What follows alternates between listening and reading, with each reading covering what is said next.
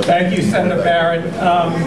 Thank you for the description of the bill and your enthusiasm in describing really what this bill does. I'm joined here with my inspiration, my son David.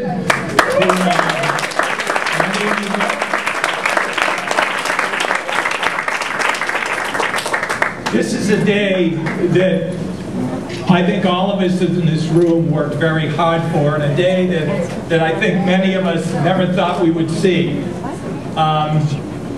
But today, the Commonwealth of Massachusetts affirms the rights and ability of people with intellectual disabilities to control their own lives. By signing this bill, we state that in Massachusetts, self-determination is a civil right. That's right.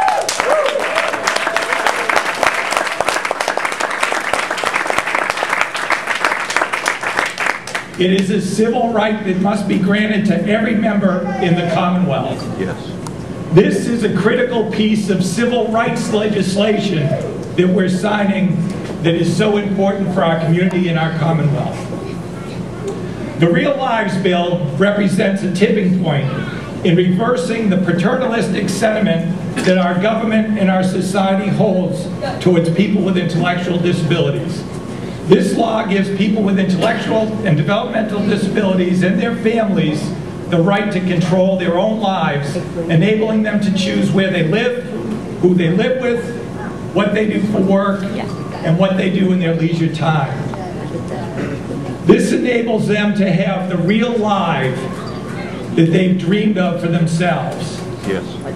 Today, Massachusetts is a better place for everyone. This bill has been a long time coming for many of you in this room. And this bill really had its genesis from the disability community itself. For me as a legislator, I've been in now 10 years, but as a new legislator, to see folks with intellectual disabilities come to me and say, this is what we're demanding for ourselves. We demand the same civil rights and the same right to self-determine as everybody else in the society. This bill came from that community and from leaders in that community. And I need to point out a couple leaders in that community. One is Anne Fracht, who's here. If you could please stand if you recognize.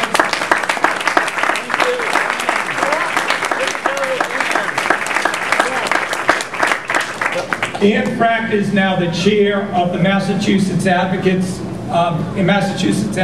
Standing Strong in Massachusetts. Yep. And if everybody's in Massachusetts Advocates Standing Strong, if you can please wave your hands so we can all see you and recognize you.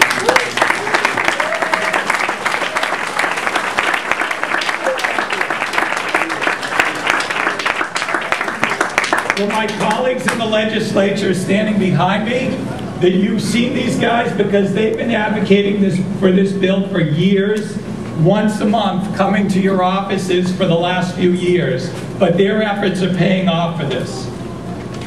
I also want to now acknowledge another leader in the community who has passed away, who is Craig Smith, who was one of the early leaders in this field of folks with intellectual disabilities. They have the same rights as everyone else.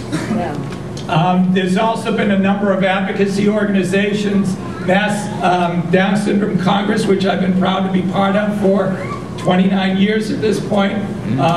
Maureen Gallagher is here, if you can also wave your hand. And of course, Park, Massachusetts, which has been another leader, Leah Sarkisian, if you could wave.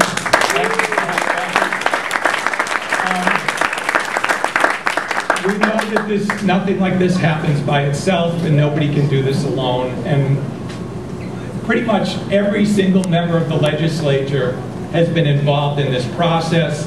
As the bill came through, first when it came out of through the bill signing or the process when we filed bills, there were 116 members of the legislature that co-sponsored this bill to show the same kind of support. I particularly want to point out the Speaker of the House, not just because I'm going back to the House, but the Speaker of the House has been unbelievable in serving this community and making sure things happen. The things that we have been able to do in the legislature in the past 10 years have been unbelievable. Like you've heard, Massachusetts is the leader in the country on disability policy. Lots of that is thanks to you, Mr. Speaker, for the work that you've done in changing special education laws, changing policy for adults and children with disabilities. So thank you.